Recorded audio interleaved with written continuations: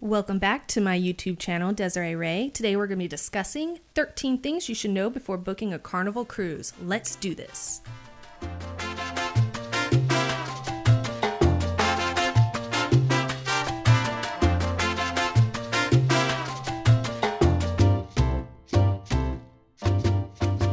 Tip number 1, the ship.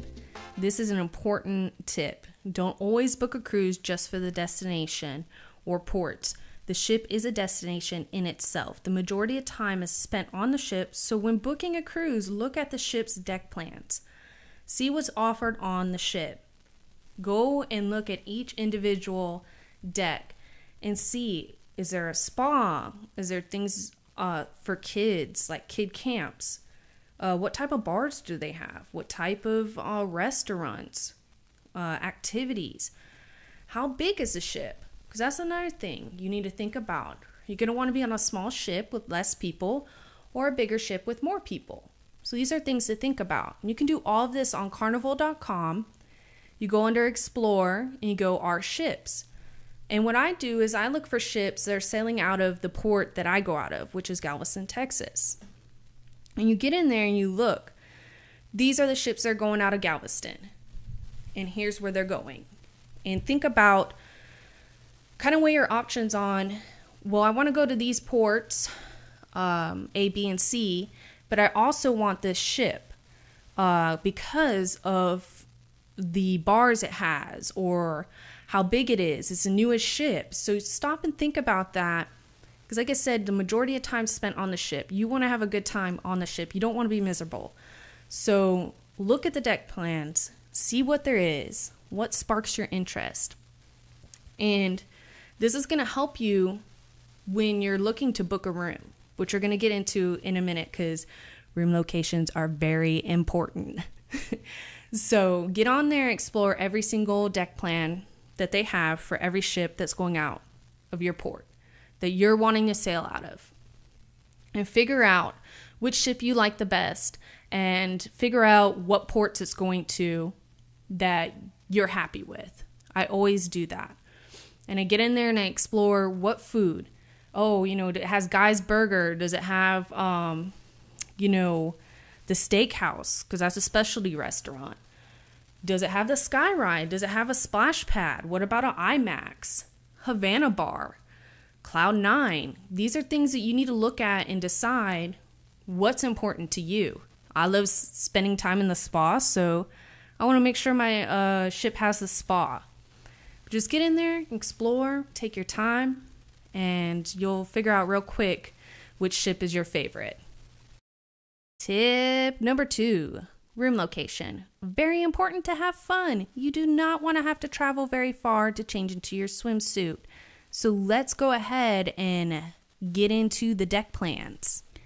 Once you've picked what ship you want to go on to, you're going to want to Google the ship's deck plans to get the PDF.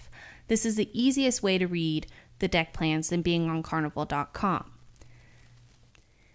So we are going to use Carnival Vista as an example to bring up the PDF and look at the deck plans. You're going to want to look around and see what's nearby on each deck. Are you going to want to be near the casino if you're a smoker? Are you going to want to be near the pool if you have kids? These are things you need to think about and decide on which kind of deck that you want to be near. And you want to book on that deck or above or below it. I recommend not booking deck 1 or 2. You may be tempted by the sales and the cheap prices for deck 1 and 2. But once you get on the ship, you're not going to want to be going up and down decks and having to go back to the room to change into your bathing suit. I did that one time. We were on deck 2, and I believe that the pool was on deck 9, the Lido deck. And I would see, oh, the pool's empty or the whirlpool's not that full. I'm going to go hurry and change into my bathing suit. By the time I got back, it was very crowded. So just keep that in mind when looking at which deck you want to be on. So go ahead and pick which deck it best suits you.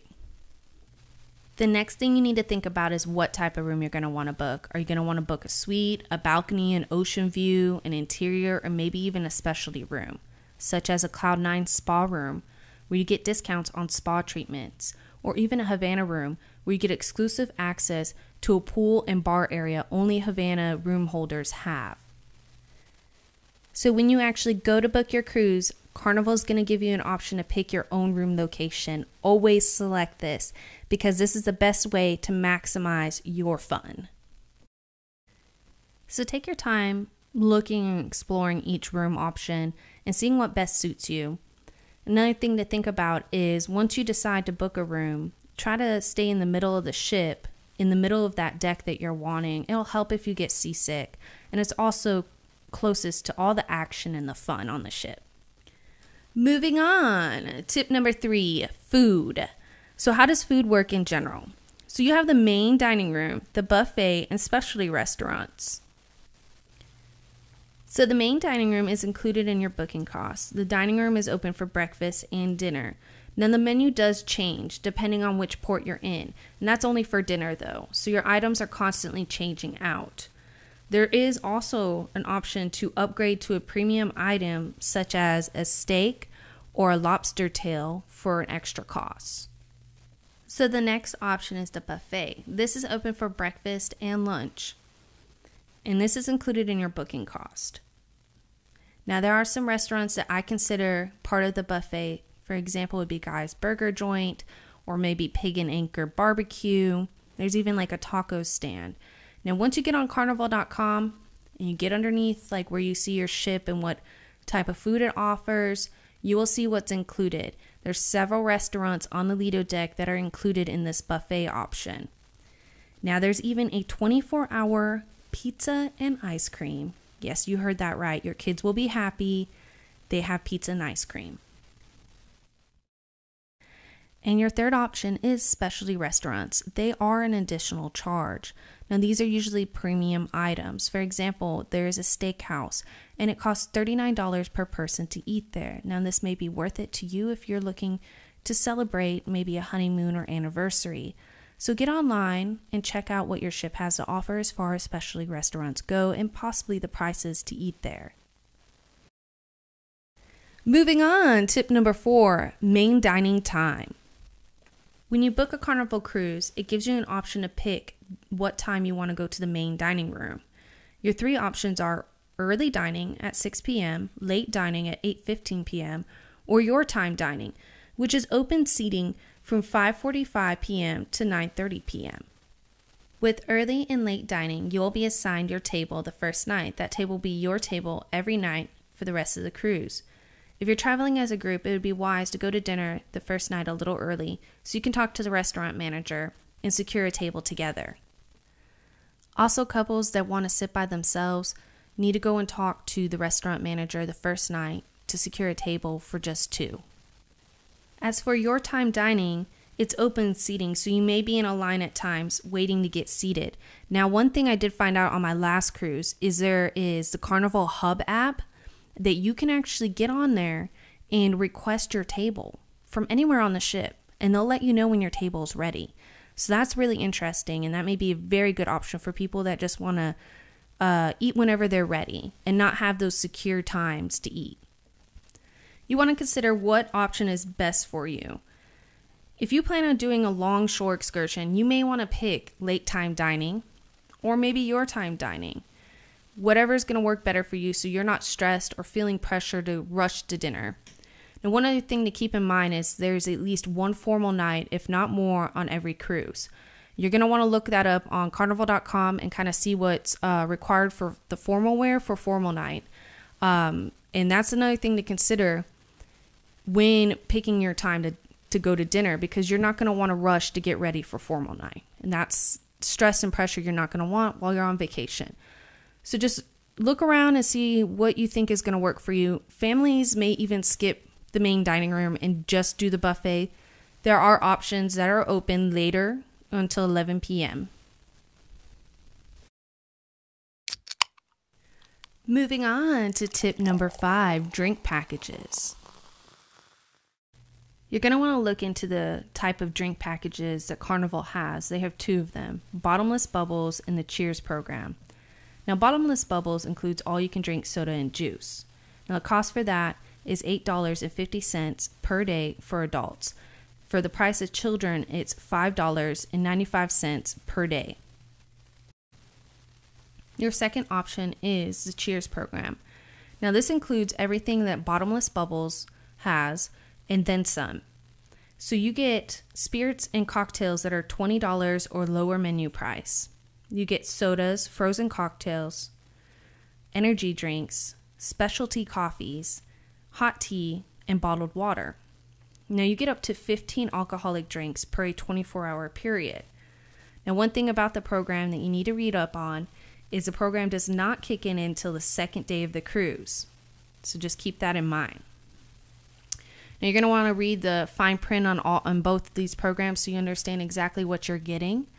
You can do that through carnival.com. I've brought up the screen for you so you can take a look at what it at least looks like. And another thing that you need to keep in mind is book online before the cruise to get a discount. Tip number 6, booking activities. Make sure to book spa treatments and shore excursions online before boarding. You can get discount pricing. Prices do go up once you're on board and space is limited. A tip also that you may want to keep in mind is if you're going to book shore excursions, make sure to do it through Carnival Cruises. You don't want to get off the ship and go with somebody you don't know, and Carnival will not know where you're at.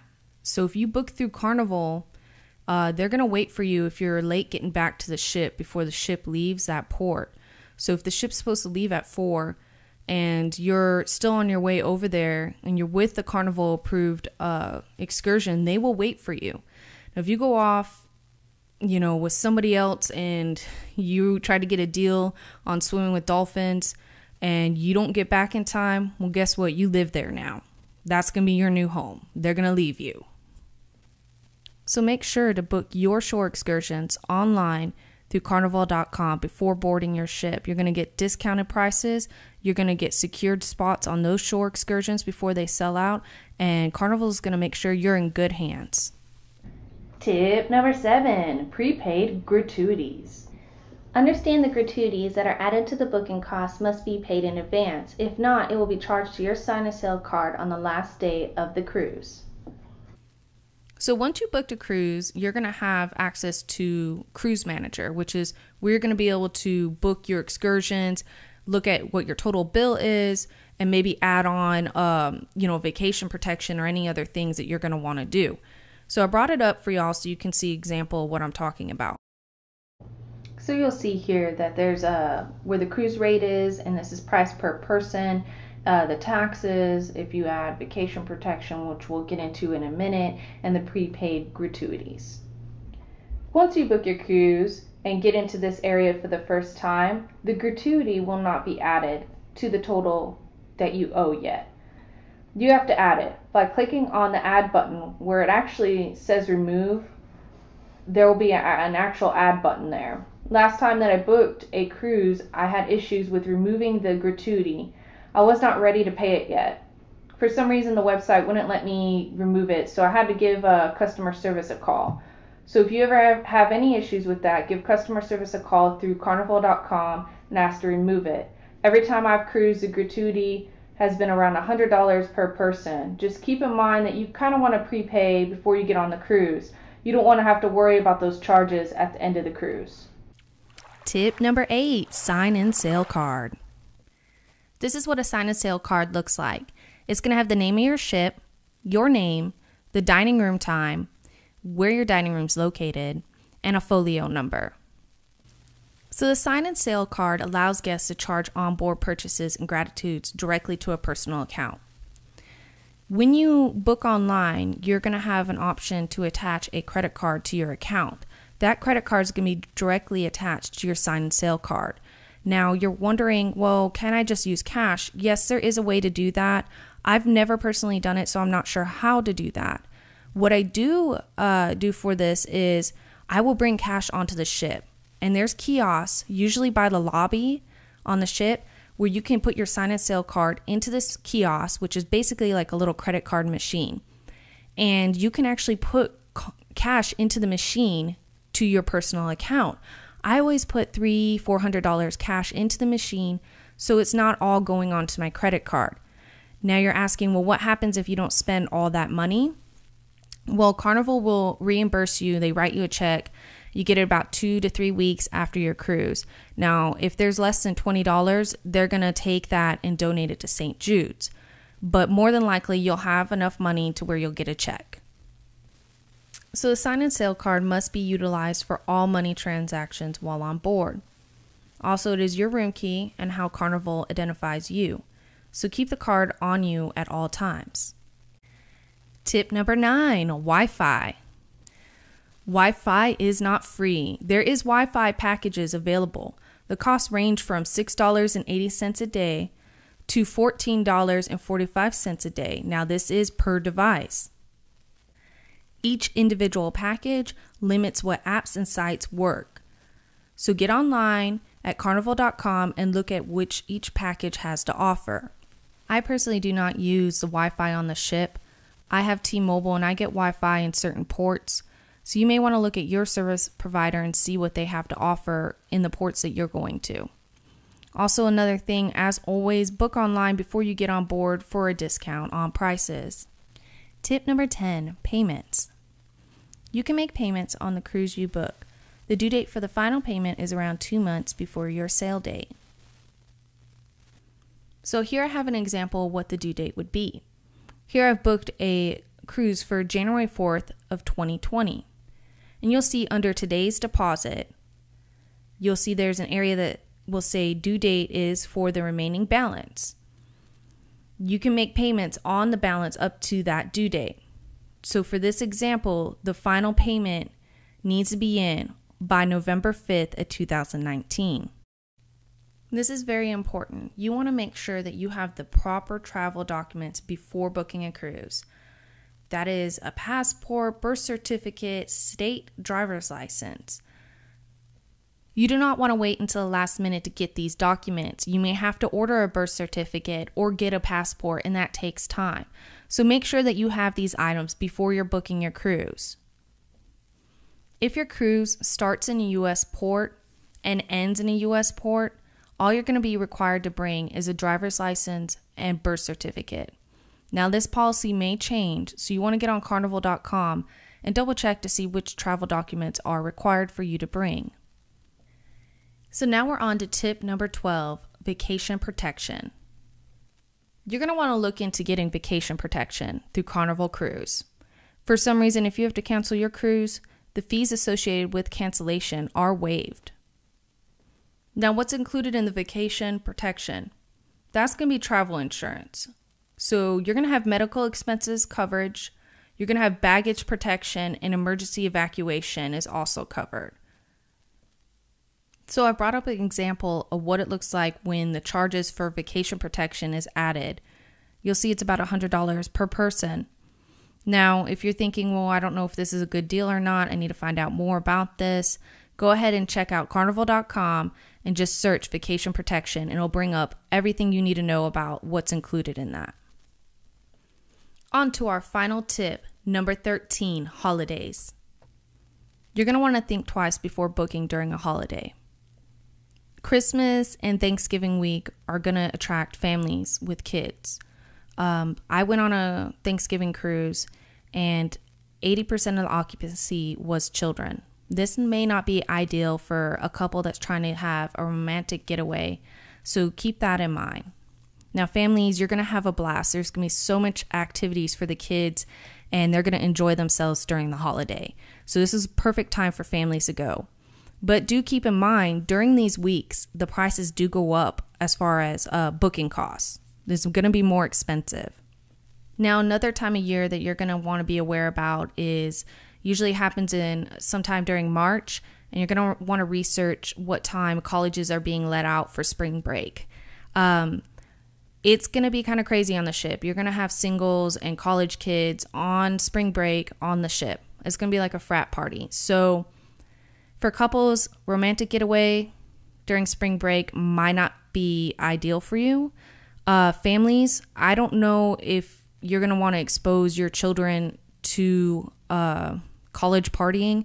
That's going to be totally up to you. But that's something to keep in mind. And as always, during these peak times, the prices are higher for booking costs. I hope this video helped with booking a Carnival cruise. Thanks for watching, and we'll see you next time.